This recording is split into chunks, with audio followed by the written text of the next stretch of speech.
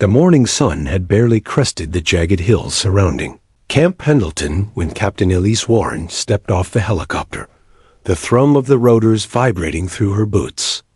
The air smelled of salt and oil, and the scent of fresh asphalt mingled with the metallic tang of the hangar. Marines scurried about, hauling gear, tuning engines, and barking orders with military precision. Elise moved with a purposeful calm, her eyes scanning the sprawling base as though committing it to memory. Every detail mattered to her: the positioning of vehicles, the cadence of footsteps, the faint echo of distant jet engines.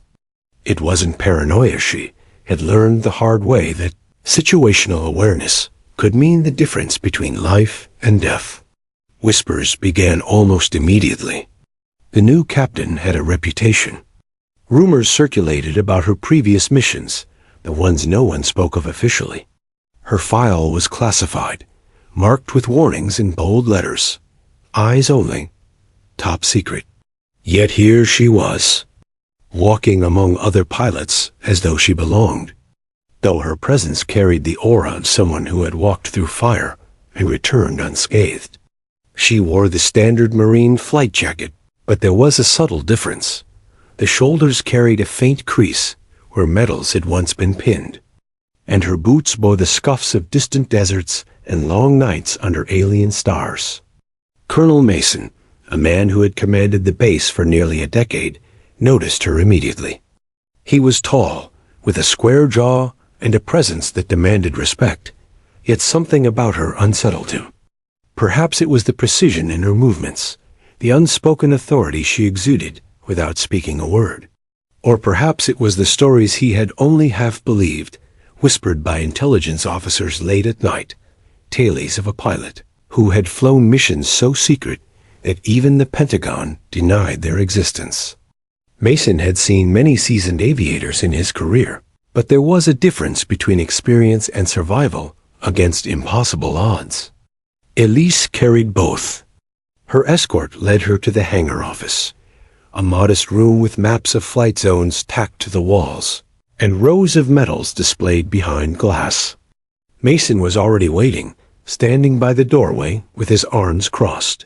He gave her a nod, a mixture of professional courtesy and curiosity. "Captain Warren," he said, voice steady but carrying a subtle tension he couldn't mask. "Welcome to Camp Pendleton. I've heard impressive things." Elise inclined her head slightly. Her expression remained neutral, though her eyes were sharp, calculating, as if measuring him in return. "Thank you, sir. I'm here to serve," she replied, her voice calm but carrying a hint of steel. Every word was deliberate. In her career, casual mistakes often had lethal consequences. Mason gestured toward a chair. "Take a seat. I'd like to brief you on your new assignments and meet some of the pilots under your command." Elise obeyed, perching on the edge of the chair with the kind of poise that suggested readiness for anything. She had been in this position before, countless times, though none of those situations compared to this one. Camp Pendleton was a hive of activity, a place where legends were born, but where the ghosts of past missions often lingered unseen. As they went through routine introductions, Elise observed the other pilots. Young men and women, eager, sharp, some cocky, some reserved. She saw their strengths quickly: the precision of a squadron leader, the reckless brilliance of a new recruit, the quiet focus of those who preferred to work alone. She noted weaknesses too: overconfidence, lack of discipline, hesitancy. For a leader, this was all vital information. Each pilot had a role to play, and mistakes could be fatal in the air. Then came the moment that would mark her arrival in an unforgettable way. Mason, following tradition, asked each pilot for their call signs. One by one, names like Falcon 9, Hawkeye, and Iron Talon were called out, each met with nods and murmurs of approval. The atmosphere was light, almost casual, a brief reprieve from the strict routines of military life. When Mason's gaze fell on Elise, the room's energy shifted subtly.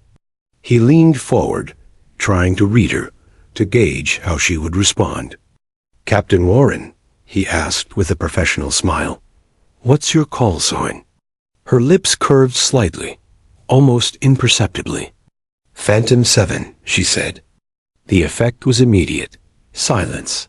Complete, suffocating silence. The younger pilots exchanged puzzled glances, some leaning toward each other, whispering questions that went unasked. But it wasn't the juniors who reacted the most. Mason froze. His smile faltered, replaced by a flush of disbelief. He had heard that call sign before, years ago, in a classified file so heavily guarded that most officers didn't even believe it existed. Phantom 7 had been marked as lost in a mission that was buried, erased from official records. Presumed dead. "Repeat that," Mason said, his voice tighter now, his composure slipping for the first time in decades. "Phantom 7, sir," Elise replied evenly, meeting his eyes without hesitation. There was no fear, no doubt, only the calm certainty of someone who had survived everything life had thrown at them. The room held its breath. No one spoke. Mason felt a cold knot in his stomach. He remembered the file, the mission, the names of the pilots who had never returned. Phantom 7 had been the designation of a pilot who vanished without explanation, whose disappearance had haunted the intelligence community for years. And now, here she was, alive in his office, calmly stating the name that should have belonged only to a ghost. The tension was palpable, like static before a storm. Mason cleared his throat, attempting to regain authority, but the words felt hollow even to his own ears. He dismissed the rest of the introductions abruptly, muttering something about schedules and briefings. As Elise collected her belongings and walked out, whispers followed her like shadows. The air seemed charged, as though the base itself recognized the weight of the moment. Outside, Elise paused near the hangar entrance. The wind tugged at her jacket, carrying the scent of the ocean and the faint smoke of jet fuel. She allowed herself a brief exhale, though her mind was already calculating the next steps, reviewing base layouts, learning the pilot's strengths and weaknesses, preparing for training missions. Every move mattered. She could not afford distractions. Yet beneath her calm exterior, a small flicker of emotion surfaced.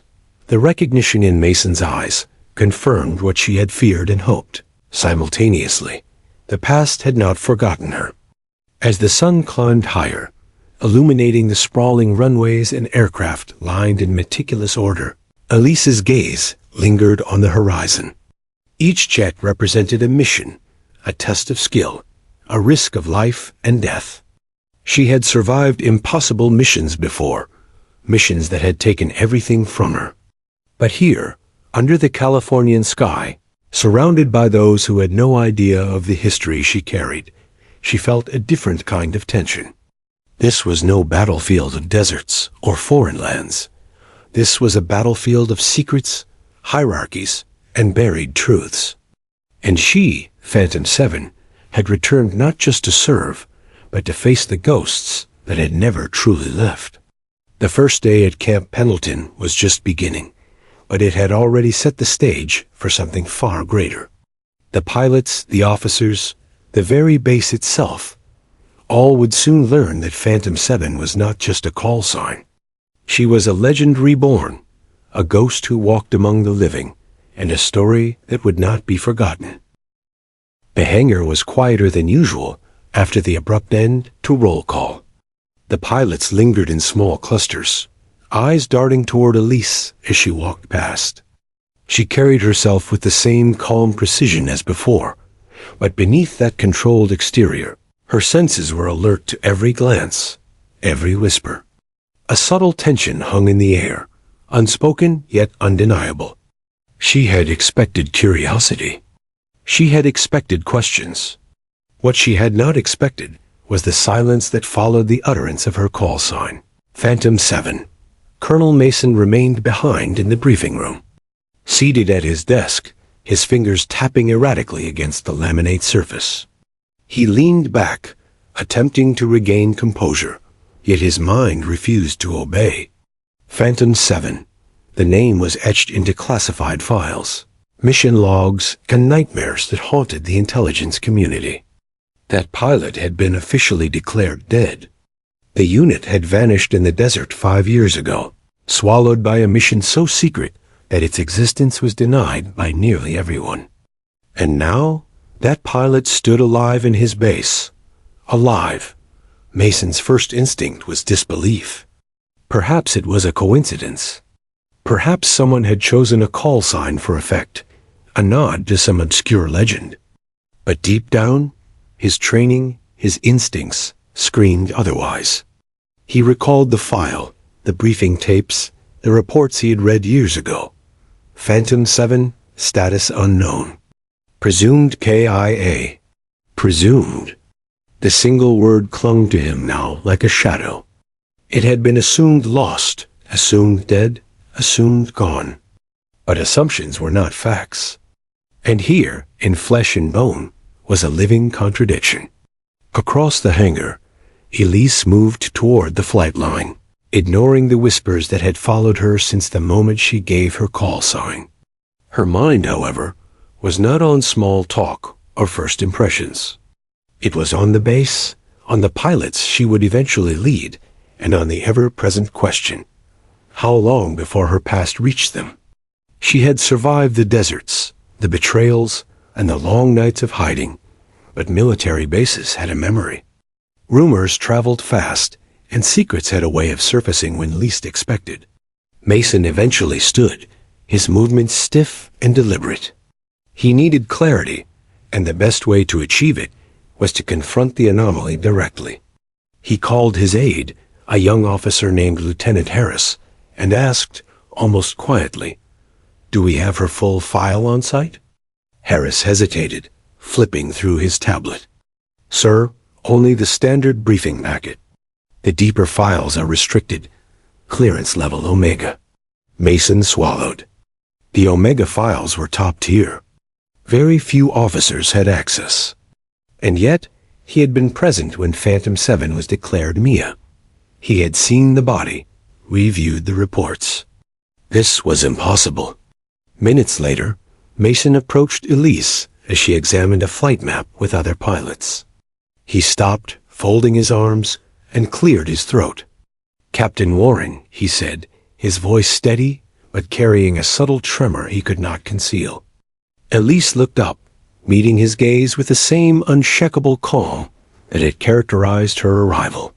"Yes, sir?" He paused, searching for words. "Phantom 7. You said your call sign was Phantom 7? His question sounded almost absurd out loud, yet it demanded confirmation. Elise did not flinch. "Yes, sir. Phantom 7. The effect was instantaneous. Mason's stomach tightened, a wave of unease washing over him. Memories he had buried, reports he had chosen to ignore, and ghosts of a failed mission all surged at once.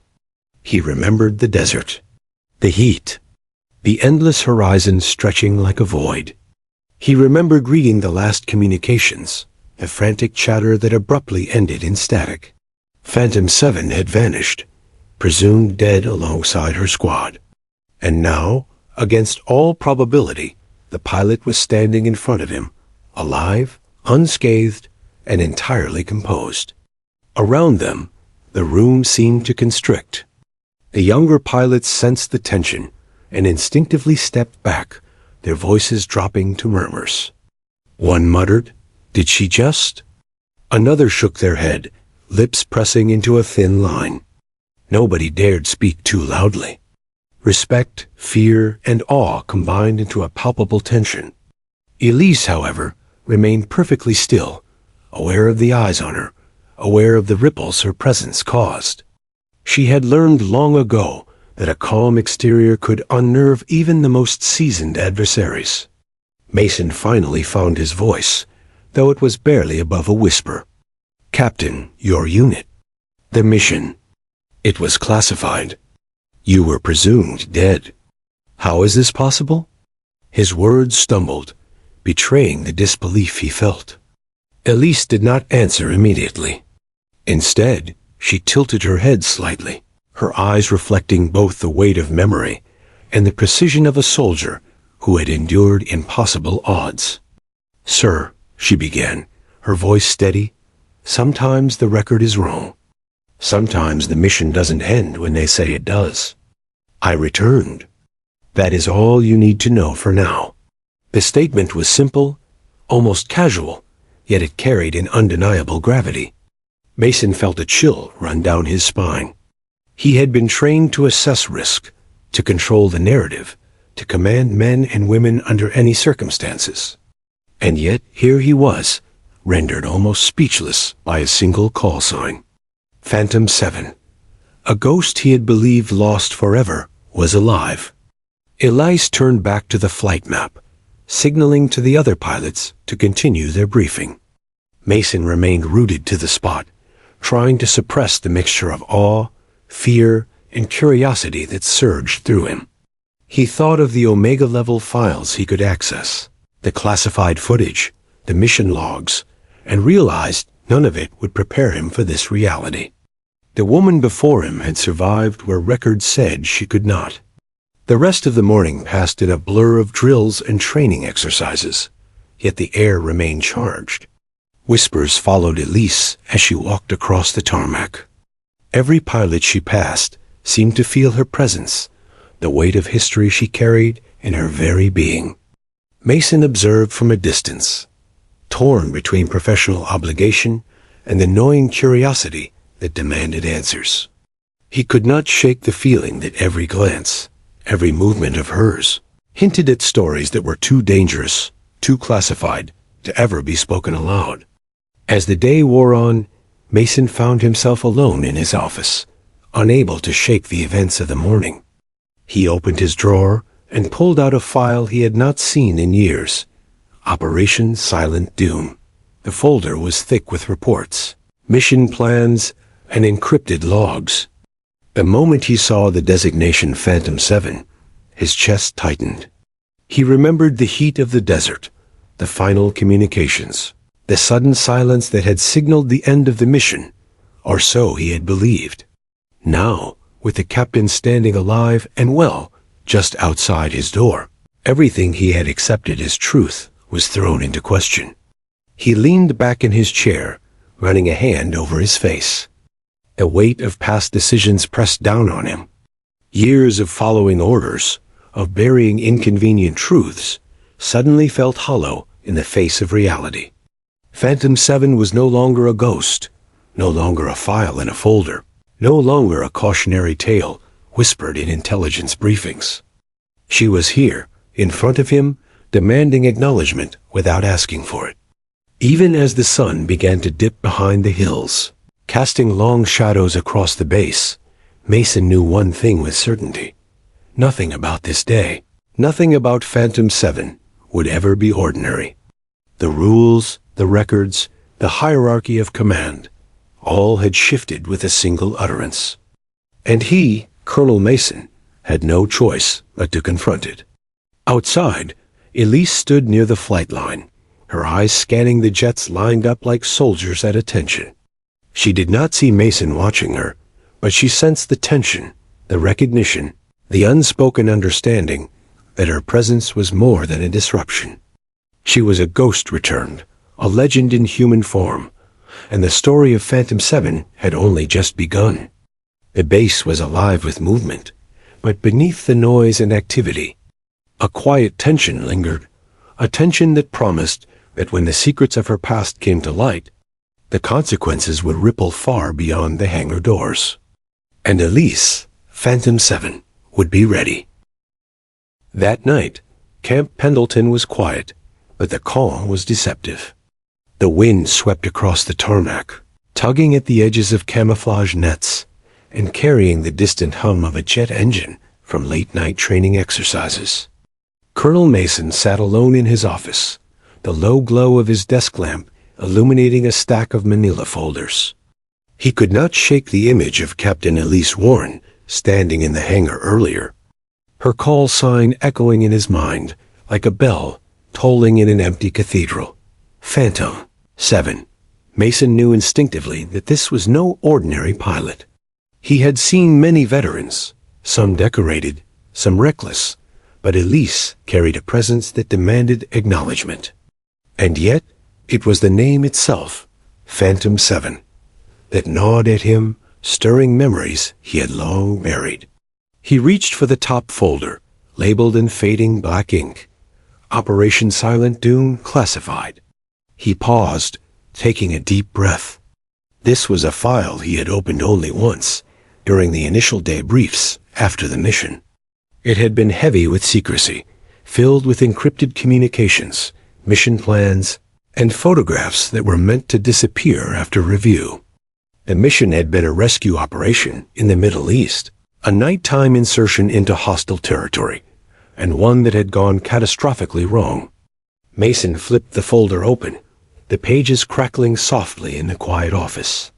The first photographs were of the unit in formation before deployment. 8 pilots, their faces a mix of determination and apprehension. Each had a call sign carefully inked below their photo. Phantom 7's name stared back at him, a stark reminder of what he had believed lost. The memory of reading her last transmission returned. Static, panic, and then silence. Silence that had meant death, or so everyone had assumed. The reports described the mission's objective in vague terms, carefully sanitized to avoid disclosing sensitive operations. A hostage extraction gone wrong in a hostile desert region. Mason's fingers lingered over the final communications log. The transmissions had been frantic, almost unintelligible at times, voices overlapping as explosions rocked the terrain. He remembered reading the final entry. Phantom 7 extraction failed. Status unknown. It had chilled him then, and it chilled him now. Unknown. Unknown, not dead. Not alive. Unknown. He leaned back in his chair, the weight of years pressing down on him. Intelligence had assumed the worst. The official report listed the entire unit as Kiar. The higher-ups had closed the case. There were no investigations, no follow-ups, only classified files locked behind Omega-level clearance. A grim reminder of a mission that had disappeared into bureaucratic oblivion. Mason's hand trembled slightly as he turned the pages to read further. Notes from field operatives described hostile engagement, tactical miscommunications, and betrayals by Allied forces. Elise and her unit had been ambushed, forced to navigate treacherous terrain under the cover of darkness, hunted not just by enemies, but by the failures of their own command. The text was clinical, detached, but Mason could see the human cost between the lines. The panic, the fear, and the unwavering courage of the pilots. A photograph caught his eye, blurred, almost destroyed by smoke and sand, but unmistakable. A single figure, crouched behind debris, scanning the horizon. The name scrawled beneath it, Phantom 7. Mason's breath caught. She had survived, somehow, against all odds. Against the desert, the enemies, the betrayal. Against death itself. He sat in silence, the office suddenly feeling too small, too confining. Questions raced through his mind. How had she survived? Where had she been?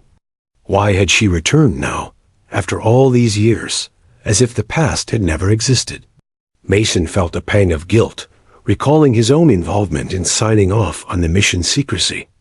In his ambition to follow orders, he had buried lives, erased names, and allowed legends to die in the desert. And now, the legend had walked back into reality. Unable to restrain himself, Mason accessed the encrypted terminal on his desk. With shaking hands, he typed the clearance codes that years of command had ingrained in him. The screen flickered as layers of security peeled away, revealing encrypted logs of communications between field units, intelligence operatives, and the Pentagon.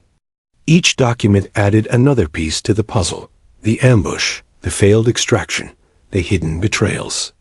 And then There it was. A report marked urgent with no accompanying explanation. Phantom 7? Confirmed alive. Extraction required. Unauthorized mission terminated.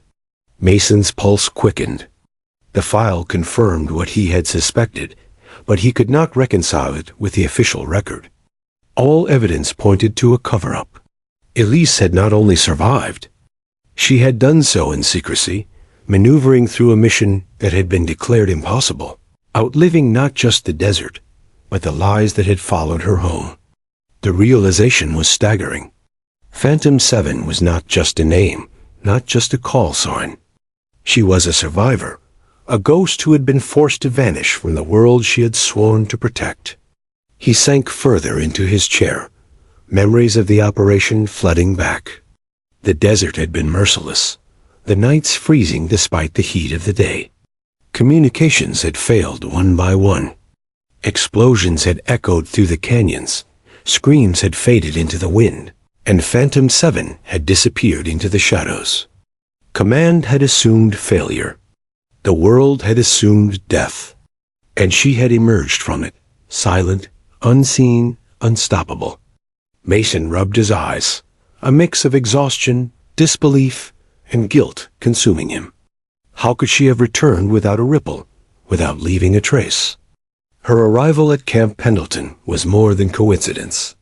It was intentional. She had come back for something. Recognition?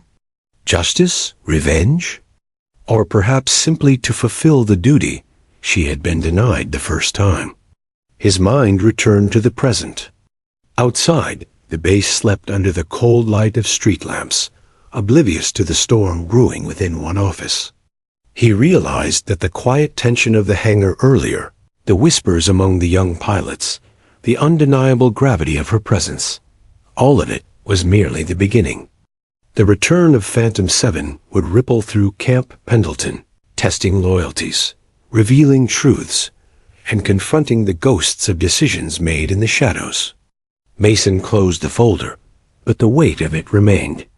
He knew he had to speak with Elise, to understand what she had endured, and perhaps to confront the consequences of choices he had once made without question. Yet he also understood the danger of probing too deeply. Phantom 7 had survived the desert, the betrayal, and the silence of her own government. She would not tolerate intrusion lightly. The night deepened, and Mason leaned back in his chair, staring at the ceiling, haunted by the realization that the file, the mission, and the call sign, all the carefully constructed layers of secrecy, were meaningless in the presence of a living truth. Phantom 7 was alive, and she had returned to a world that had long since written her story as a cautionary tale. Somewhere in the darkness of Camp Pendleton, Elise stood on the edge of the flight line, eyes lifted to the stars. She knew that her past was not behind her, that it had traveled silently beside her, waiting for the right moment to surface. She had returned not to be recognized, but to assert a truth that could no longer be hidden. And Colonel Mason, oblivious to her gaze, was about to discover that some ghosts do not remain buried. The office was quiet now, but Mason could not rest. The files were closed, but the questions remained open. Who else had survived? What had been lost? And most importantly, why had Phantom 7 returned now, after all these years? Outside, the desert wind whispered across the base, carrying the echoes of missions past, of sacrifices erased from record, and of a pilot who had defied death itself.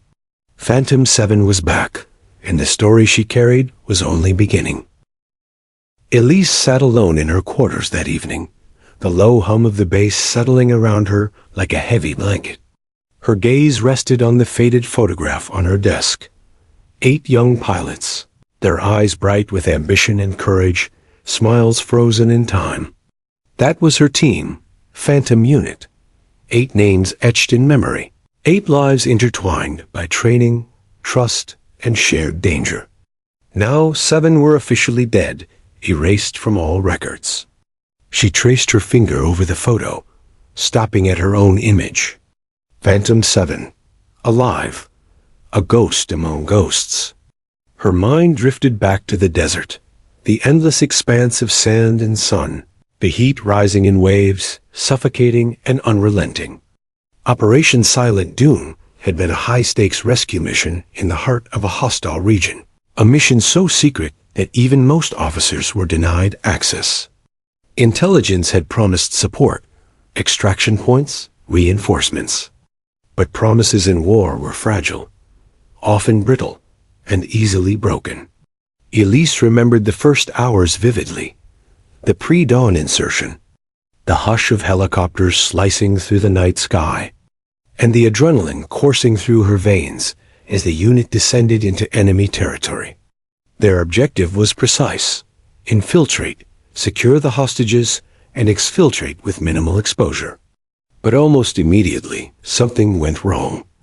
Communications began to fail, intermittent at first, then vanishing altogether. Elise could feel the tension coil in her chest as each failed attempt to contact headquarters ratcheted the anxiety of her squad. Phantom 1, their leader, barked orders, trying to maintain composure, but Elise could see the cracks in his expression. Something was wrong, and it was larger than any of them could handle. By mid-morning, the ambush had begun. Shadows moved in the sand like predators. Gunfire erupted from hidden positions, and explosions ripped through the fragile cover of their position.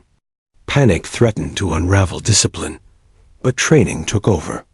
Elise moved with the precision and speed of someone who had survived impossible odds before, guiding her team through narrow canyons, dodging enemy fire, and calculating every risk with lethal accuracy.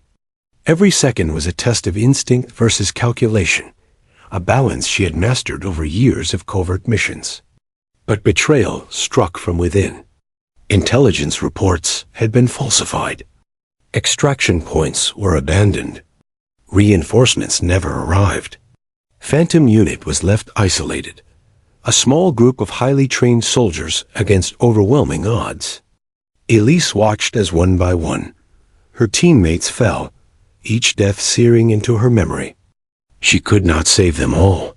Phantom 4 had gone down with a gunshot to the chest, screaming a warning that would forever echo in her mind. Phantom 2 and 3 were caught in the crossfire, their lives extinguished in moments of confusion and chaos. The world outside the mission file would later record that all 8 were KIA. But Elise had survived, not through luck, not through chance, but through determination, discipline, and a refusal to accept finality. She remembered the decision clearly. When all escape routes were cut off, when enemy forces converged on her position, she vanished into the desert night. She abandoned the expectations of command, the orders from superiors, and the illusion of safety. Survival demanded invisibility. She became a shadow, moving through sand and darkness, eluding capture by both enemies and the allies who had abandoned them. For months, she lived off the land and improvised shelters, finding water in hidden wells, food in abandoned villages, and solace in silence. Her only companions were the stars, the wind, and the ghosts of her fallen squad. Every step, every breath, was a negotiation with death itself. The desert had no mercy, no concern for rank, valor, or courage. It tested the body and mind, wearing down even the strongest of wills. Elise endured, because she had no choice but to endure. The extraction came unexpectedly, weeks later. Allied forces, acting on intelligence they had been unaware of before, located her and helped her escape across the border. But by then, her existence had been erased from official records. Reports listed her as KIA, the mission classified as a failure. Her survival an inconvenient truth, too dangerous to acknowledge. She returned to a world that had forgotten her, a soldier alive only in the memories she carried. Every medal, every commendation, every recognition was denied. Phantom 7 was a ghost, both literally and legally. Returning to Camp Pendleton years later, she carried the weight of her experiences silently. She trained herself to blend in, to maintain the disciplined facade expected of a Marine officer. Yet beneath that exterior lay the scars of a mission that should never have happened, and the haunting absence of routine. Every glance, every whisper among the younger pilots reminded her that the world around her would never understand the depth of sacrifice she had endured. They would never know the terror, the isolation, the moral burden of surviving when others had not. Yet despite it all, she did not regret her actions. Each decision, each calculated risk, had been made to preserve life, hers and the chance, however slim, of saving the mission. She carried her fallen squad in her heart, honoring them with each mission she undertook, each flight she piloted. Phantom Unit's legacy was hers to protect, even if the world had denied them recognition. Back in her quarters, she retrieved her flight log, a personal document she had maintained meticulously during her time in hiding.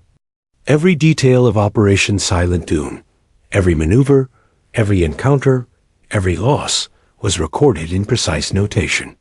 She had written it for no one, yet now it served as a lifeline, a tether to reality and proof that the impossible had been survived. The log was her testament, one day to be revealed when the time was right, to ensure that Phantom 7 was remembered and the truth of the mission could finally see the light of day. Outside, the wind howled across Camp Pendleton, carrying the scent of salt and fuel, mingling with the memories Elise had stored away for years. She knew that Colonel Mason had questions that went beyond procedure and protocol. He had seen the name, had recognized its implications, and would struggle to reconcile the record with the reality standing before him. She did not fear the questions. She welcomed them. The time for silence was ending. Phantom 7 had returned, and the past she had survived could no longer remain buried. Her thoughts drifted to the young pilots she would soon train. They would never know the full weight of what she had endured, the depth of loss, the terror of being the sole survivor. Yet through her guidance, through her example, she could instill in them the discipline, courage, and ingenuity that had kept her alive. She could prepare them to face challenges that were as much about mental fortitude as they were about physical skill. The desert had shaped her. Betrayal had hardened her. Survival had defined her. Phantom 7 was not just a call sign. It was a warning, a testament, and a promise. It was the embodiment of resilience against impossible odds. And as she stood, preparing for the missions to come at Camp Pendleton, she knew that her journey was far from over. The world might have erased her existence, but she had returned to reclaim it, not for herself, but for those who could not. The first day at the base had tested patience and discipline. The second had shaken assumptions and unearthed buried fears. And now, as the desert wind of memory mingled with the coastal air of California, Elise Warren, Phantom 7, prepared to step fully into a new chapter, one where the truth would begin to surface, and the legacy of Phantom Unit would finally demand recognition. Colonel Mason could not sleep. The weight of the day, the image of Elise Warren standing in the hangar, and the echoes of her call sign Phantom 7 kept him awake long past midnight. He had spent years carrying out orders, signing off on missions, and burying inconvenient truths. Yet now, in the quiet darkness of his office, the ghosts of Operation Silent Dune pressed against him with relentless clarity. Phantom 7 was alive. She had survived where records said she could not. And she was here, right in front of him. By first light, Mason knew what he had to do. He could no longer ignore the truth. He needed answers, and for that, he needed her alone. He requested a private meeting, citing routine operational updates, but the tension in his voice betrayed him. Elise arrived at the colonel's office with the same composed calm she had displayed since her arrival. She moved without haste, yet every step seemed purposeful, measured, as if she could sense the storm gathering behind Mason's eyes. "Captain Warren," Mason began, his hands gripping the edge of his desk. "We need to talk, privately." Elise inclined her head, expression neutral. "Yes, sir?" The other officers and aides respectfully cleared the room, leaving only the two of them. Mason took a deep breath, trying to summon the authority that had defined his decades of command. But the words he spoke came unsteady, tinged with guilt. "You? Your call sign?" "Phantom 7, he said slowly, almost as if speaking it aloud could make it vanish. "I remember. I remember the mission, the squad, everything. But you're alive. How?" His voice broke slightly, betraying the emotions he had long suppressed. Elise remained silent, her eyes steady, unwavering. The room was filled with an almost tangible tension, the kind that precedes the unraveling of long-held secrets. Mason sank into his chair, burying his face in his hands for a moment. When he looked up, his eyes were haunted. I was part of the team that authorized the mission's secrecy. I signed the documents, approved the reports. And when you were declared Kier, He faltered. The weight of guilt pressed down on him, decades of it. He had believed the cover-up necessary, had convinced himself it was for the greater good. Yet now, the reality of her survival confronted him with the consequences of those choices. Elise studied him silently, the faintest trace of emotion flickering in her eyes. She had anticipated this moment, but the gravity of his confession resonated nonetheless. "Colonel," she began softly, her voice measured yet commanding, "you cannot undo what was done. I survived. That is a fact. The rest? The mission, the loss, the betrayals, they happened. And I carry them." She paused, letting the weight of her words settle. "I do not need apologies. I do not need explanations. I survived because I had to. That is enough." Mason shook his head, frustration and remorse intertwining. "No, it's not enough. You were erased. Your team was erased. The mission, everyone believed it was a failure. I followed orders. I signed the reports, and I let it happen. And now, seeing you here, His voice broke completely, the stoic facade of a career officer finally shattering. Elise stood, approaching him with quiet dignity, and placed a hand lightly on the edge of his desk. "Colonel Mason," she said, her voice firm but not unkind, "you were doing your duty as you understood it. You followed orders. But the truth is that no one gave us the respect we deserved. My team, myself, or the mission itself. We were silenced. The world assumed we were gone. And now that I am back, it is not about blame. It is about recognition. The truth must be known." Mason exhaled slowly, his mind racing. He remembered every detail of the mission. The desert heat, the failed communications, the betrayal by Allied forces, the screams of fallen comrades. He had carried it in fragments, compartmentalized to survive his own role in the cover-up. And now, the full weight of what had happened, what he had sanctioned, was laid bare by the very person who had endured it all. I thought keeping it secret would protect you, protect us all," he said quietly. "But maybe I just protected the wrong people." Elise's gaze softened ever so slightly, but her resolve remained. "Secrets protect no one, Colonel. They bury truth, and they dishonor those who gave everything. My survival does not erase the losses, but it allows me to ensure that the sacrifices are remembered, that the Phantom Unit is remembered." She paused, letting her words sink into the silence. "And now you have a choice. You can continue to uphold the lies, or you can help me reveal what truly happened." Mason's hands trembled on the desk as he considered her words. The past had always been immutable, frozen in classified files and forgotten reports. But here was a living testament, standing before him, demanding acknowledgement. He had lived with the weight of those files for years, knowing that the official story was false. Now, the reality was undeniable.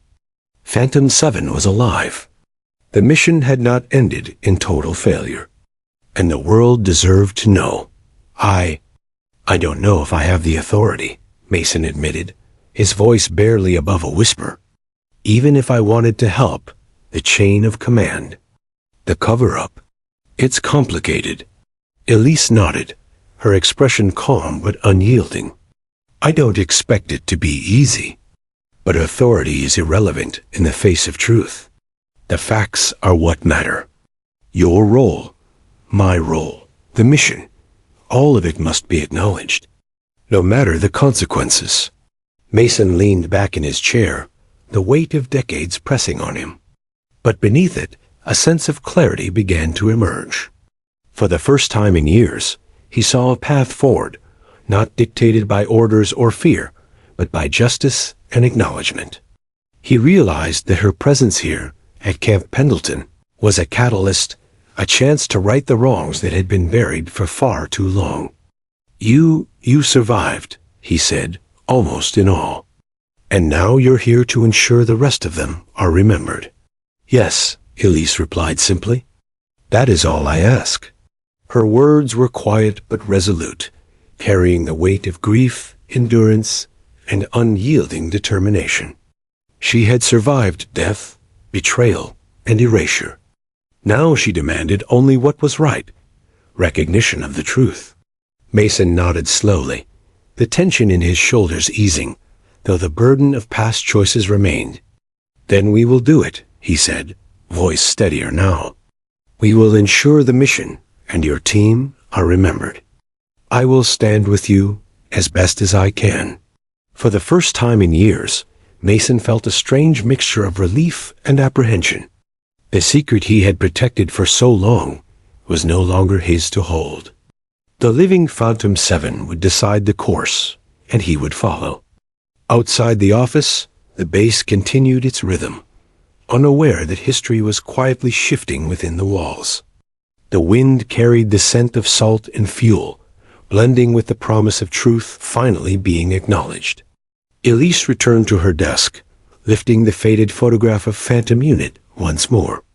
It is time, she whispered to herself, her fingers tracing the faces of her lost comrades.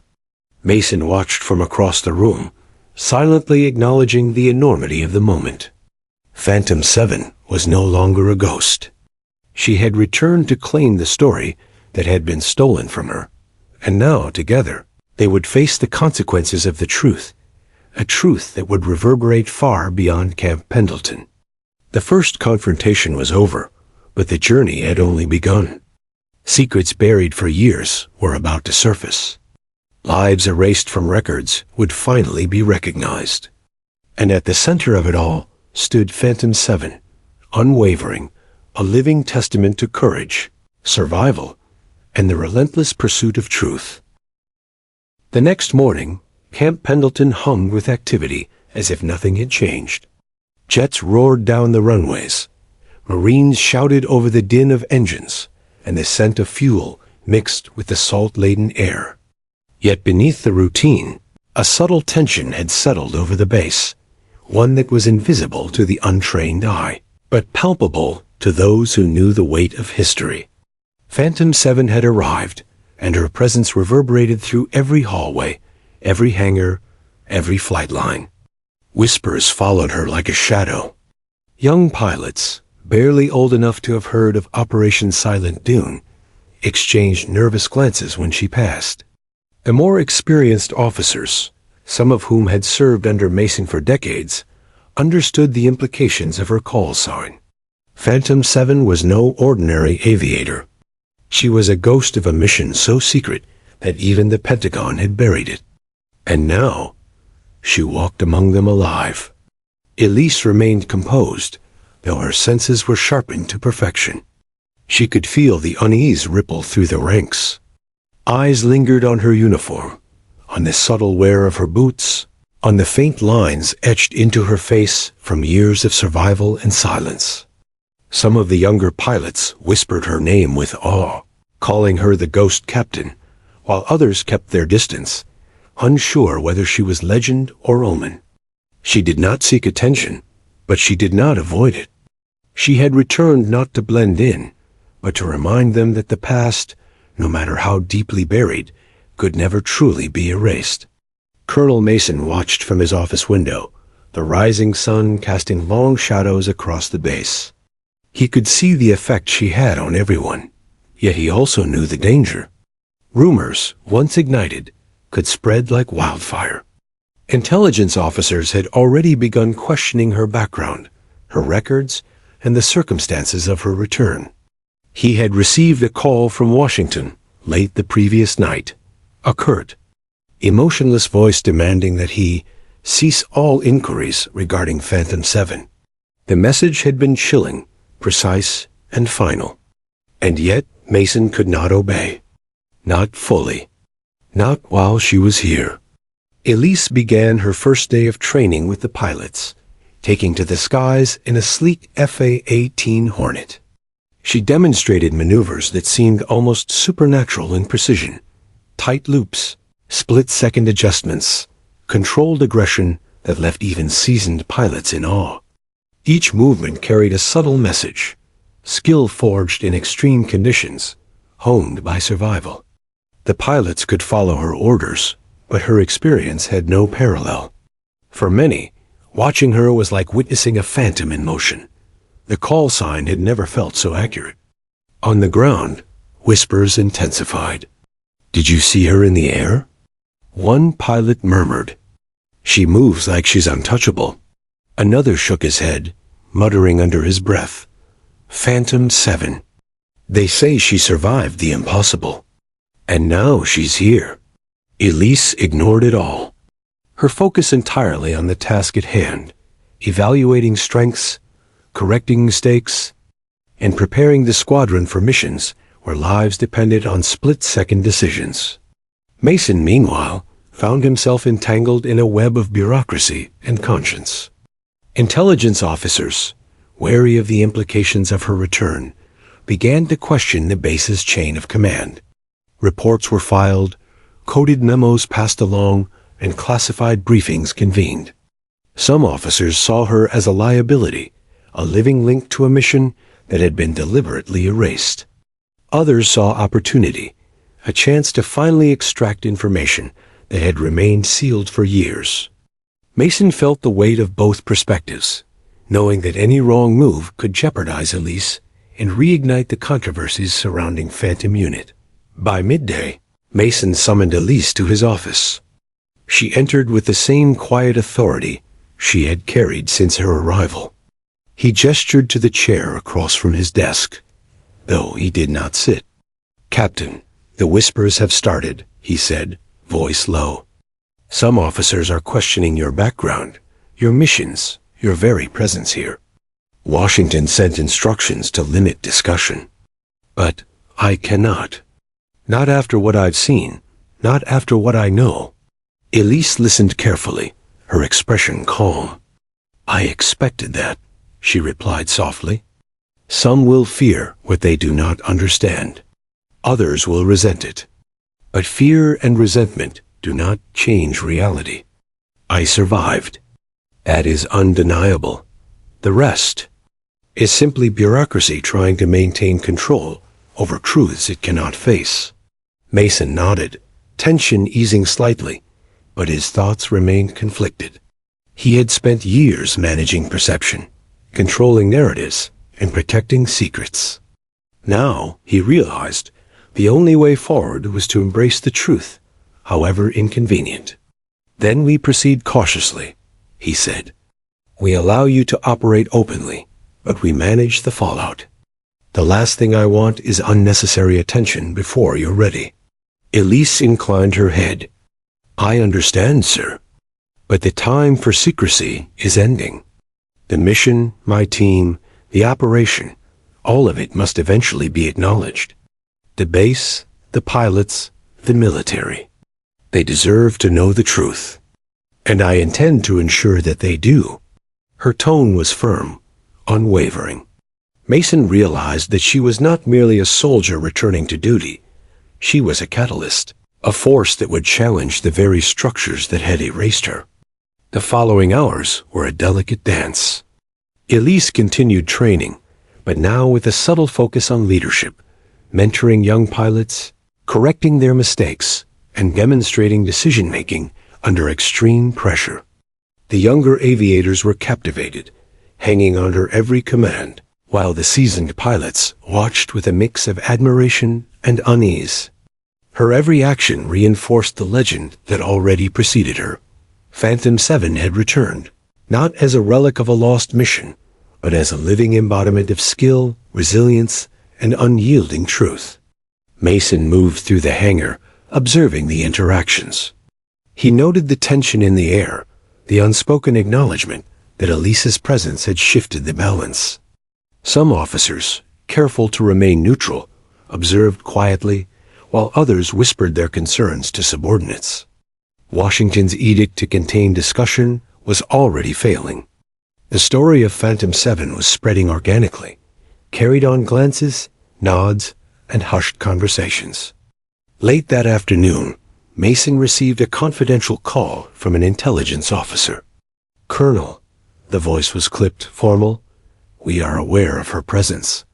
Protocol requires containment of information. Do not allow her to access sensitive areas." Mason's jaw tightened. "She is already here. She has the clearance for training missions, and she is no threat beyond the fact that she survived. That is reality. I will manage it." The line went silent, leaving Mason to consider the delicate balance between protocol and truth, authority and conscience. As the sun set, casting long shadows across the base, Elise returned to her quarters. She stood at the window, watching jets taxi along the runway, their engines glowing in the fading light. The day had been productive, yet beneath the surface, the tension of her arrival continued to ripple through Camp Pendleton. She knew the young pilots whispered her name with awe, that officers debated her motives, and that Mason struggled to reconcile the past with the present. But she also knew that this was only the beginning. The night deepened, and the base grew quieter. Elise placed her hands on the edge of her desk, fingers brushing over the photograph of Phantom Unit. She whispered the names of her fallen squad, honoring their sacrifice, feeling their presence beside her. Phantom 7 had returned, but she was not just surviving for herself. She was carrying the legacy of her team, the truth of the mission, and the burden of the past that had been denied acknowledgement. Colonel Mason, standing outside in the cool night air, watched the shadows move across the hangar.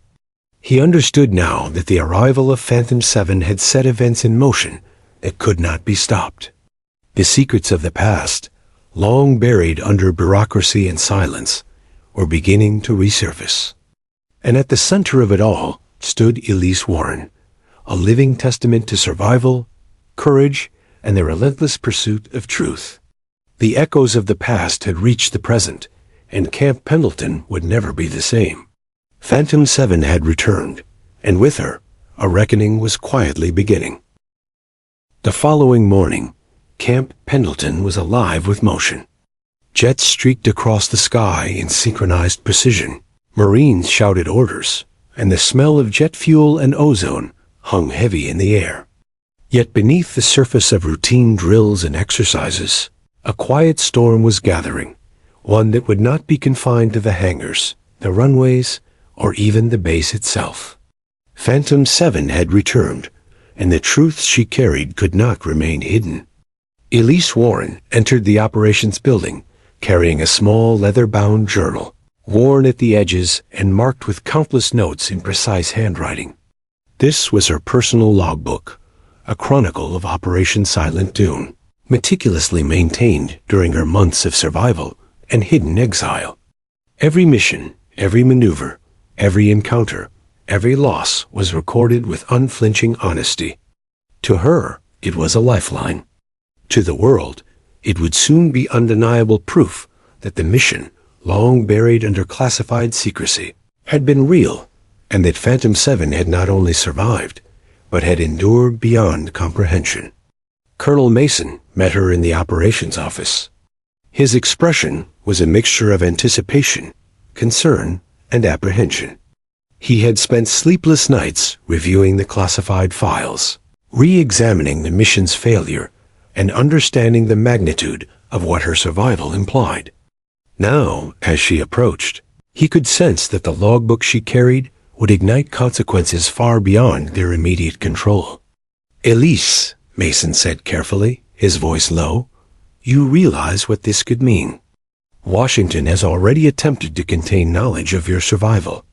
The moment we allow these logs to circulate, the entire chain of command, intelligence hierarchy, and operational protocols will be scrutinized.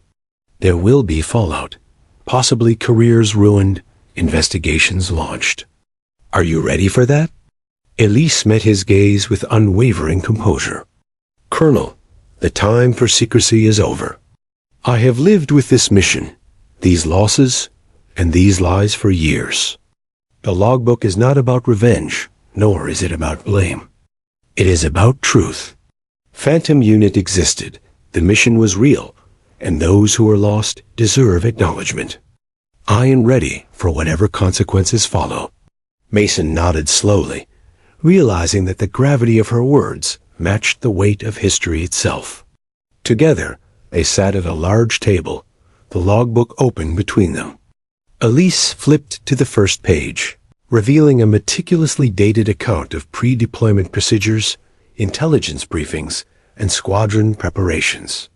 The notes detailed the careful planning, the training drills, the anticipation of danger, and the optimism of a team unaware that betrayal and chaos awaited them. As Mason read, a chill settled over him. The clarity, precision, and accuracy of her recollections left no room for doubt.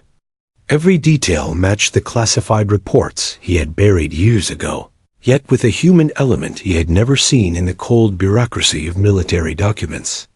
He saw the faces of Phantom Unit, remembered their voices in frantic transmissions, and relived the moments of chaos he had long tried to repress. Elise turned the pages slowly, revealing the ambush, the strategic failures, and the harrowing survival tactics she employed to navigate the desert.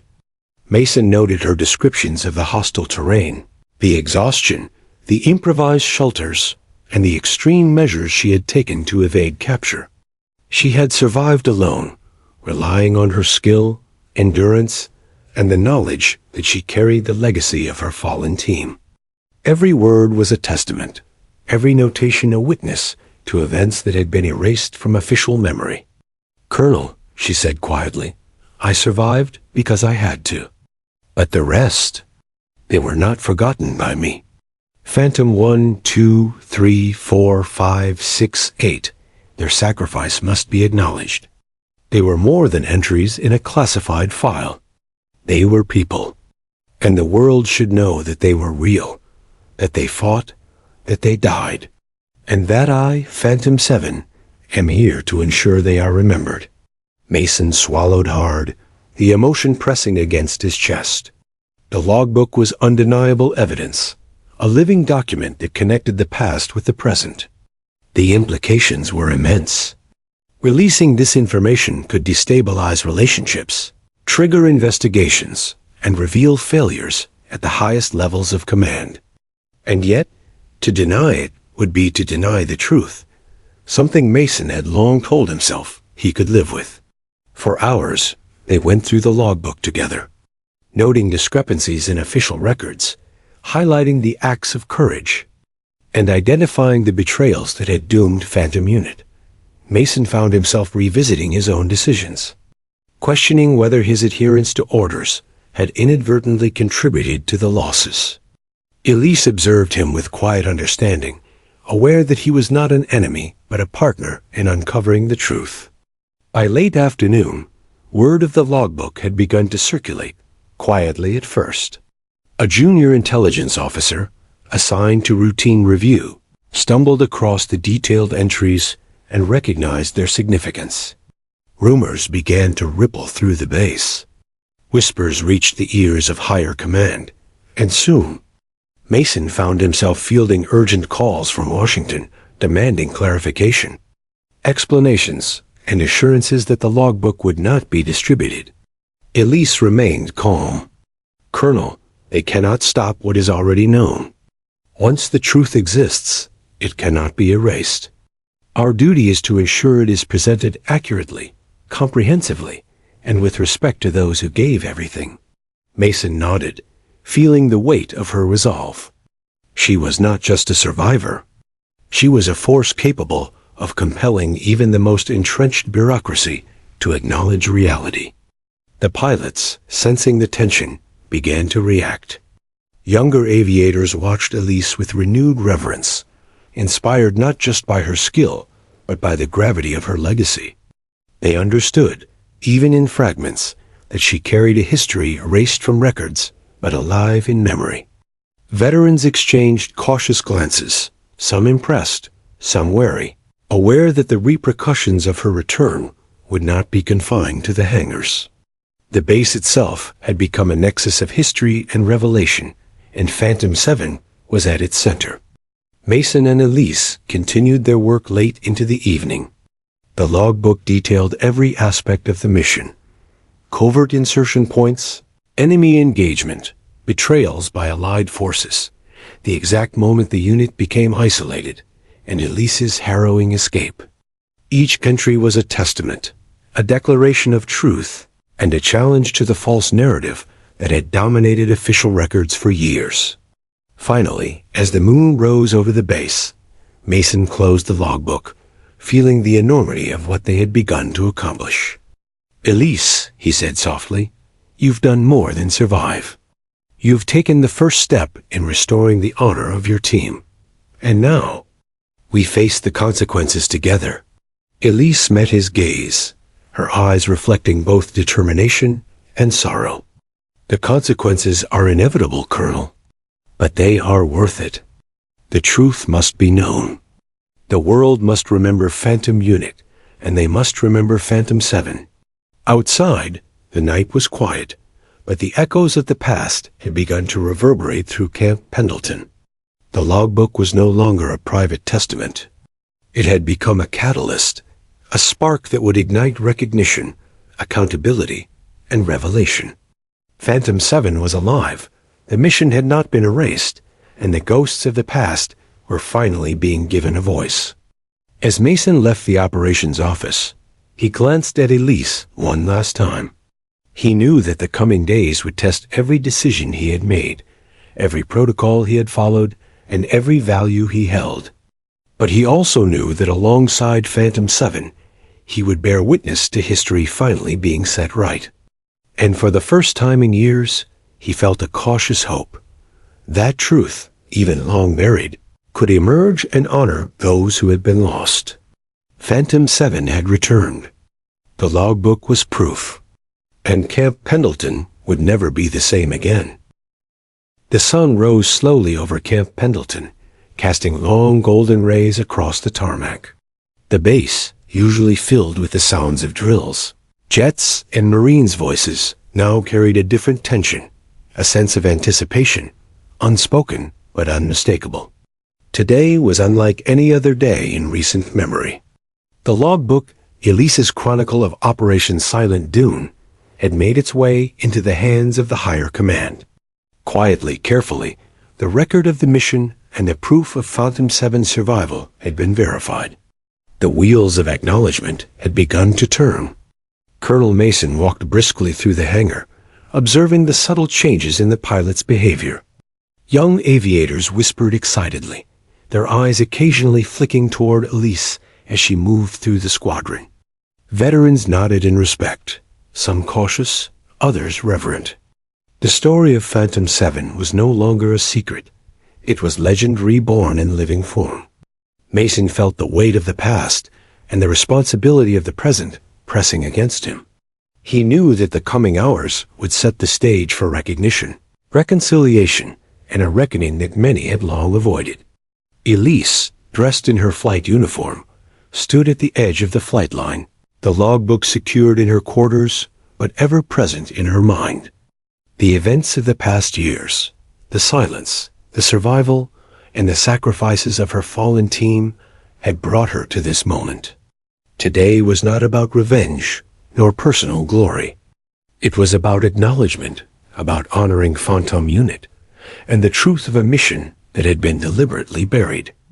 Every pilot on that base, every officer, and even the chain of command in Washington would soon understand what had transpired years ago in the unforgiving desert. The first to arrive were the senior officers and intelligence officials, summoned under the guise of a briefing, but quickly realizing it was something more significant. Mason stepped forward, standing beside Elise, and addressed the room. "Ladies and gentlemen," he began, his voice firm, yet carrying the weight of years of withheld truth. "What you are about to witness cannot be ignored. This is not a drill, a report, or a hypothetical scenario. This is reality. Phantom 7, Captain Elise Warren, is here alive, and she carries with her the record of a mission that has been hidden from the world for far too long." A hush fell over the room. Officers exchanged glances, their faces reflecting disbelief, curiosity, and apprehension. Elise stepped forward, calm and authoritative. "Operation Silent Dune was real," she stated clearly, voice carrying the weight of decades of survival and silence. "Phantom Unit existed. The mission was legitimate. We were ambushed, betrayed, and left for dead. I survived. Others did not. Today, I am here to ensure their sacrifice is recognized, their story told accurately, and their names remembered." She opened her flight log for the assembled officers, presenting details that corroborated classified reports, highlighted errors in official records, and documented the personal and tactical decisions that had defined the mission. Photos, coordinates, communications logs, and her meticulous notes painted a picture of heroism, sacrifice, and betrayal. Each page was a testament, each entry a reminder that history had been manipulated, that lives had been erased from official memory, and that the truth, once hidden, was finally emerging. The room remained silent for a moment, the weight of revelation pressing on every attendee. Some officers shifted uneasily, aware that careers, reputations, and established narratives were about to be challenged. Others listened with quiet reverence, recognizing the courage required to survive and return from a mission that had been deemed impossible. Mason observed the reactions, understanding that the base, and indeed the military establishment, was at a crossroads. Washington's involvement soon became apparent. A delegation of high-ranking officials arrived via helicopter, their expressions careful, professional, yet tinged with curiosity. Elise met them without hesitation. "I am not here to challenge authority," she said, voice steady, "nor am I here to assign blame unnecessarily. I am here to ensure the truth of Operation Silent Dune, Phantom Unit, and my team is acknowledged. History cannot be rewritten, but it can be corrected." After hours of discussions, reviews, and cross-referencing her logbook with classified records, the officials reached a consensus. The mission would be officially recognized, the teen's sacrifice documented, and the survival of Phantom 7 validated. Orders were signed, commendations prepared, and an official briefing scheduled to inform the wider military community. For the first time, Elise Warren's existence and achievements would be publicly acknowledged, no longer a ghost in the files, no longer erased from history. That evening, as the sun dipped below the horizon, Mason escorted Elise to a quiet area of the base. "You've changed everything," he said quietly. "Not just for the squadron, but for the entire system. Phantom 7 is no longer a legend whispered in secrecy. She's reality, and reality has consequences." Elise looked out over the flight line, eyes scanning the horizon. "I did what I had to do," she replied.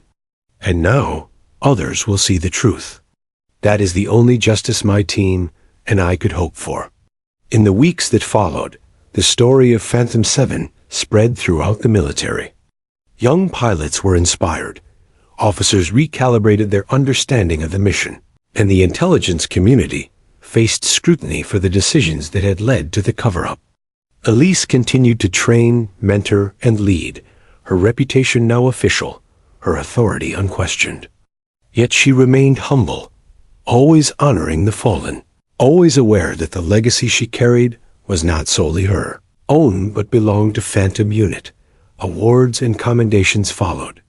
Mason attended the ceremonies, quietly proud, aware that he had witnessed history being corrected. Elise received honors for bravery, resilience, and leadership. Her call sign, once a whisper among shadows, became emblematic of survival against impossible odds. Phantom 7 was no longer a myth. She was a living testament to courage, skill, and the relentless pursuit of truth. One evening, after the ceremonies concluded, Elise returned to the quiet of her quarters. She opened her logbook one last time, tracing the names of her fallen comrades. "We are remembered," she whispered softly, a mixture of relief and sorrow in her voice. Phantom Unit's sacrifice had finally been acknowledged. The world would not forget them. The mission, once buried in secrecy and lies, had reclaimed its rightful place in history. Colonel Mason joined her quietly, standing beside the window as they watched the sun set over the base. "You've done more than survive," he said. "You've ensured that history remembers what it tried to erase." Elise nodded, the weight of years lifting, replaced by the quiet strength of accomplishment. "I am Phantom 7, she replied, voice steady. "But I am also the legacy of those who did not return. And their story? Finally, the world will know." As night settled over Camp Pendleton, the wind carried the distant hum of jets and the scent of salt and fuel. Phantom 7 had returned. The past had been unearthed, the truth acknowledged, and the sacrifices of Phantom Unit honored. Elise Warren, the woman who had survived impossible odds, had not only reclaimed her place in history, but had ensured that the voices of those lost would never be forgotten. In the quiet that followed, the base seemed to breathe differently, alive with the recognition that some ghosts do not remain buried. Phantom 7 had returned not merely to survive, but to restore truth, honor, and legacy.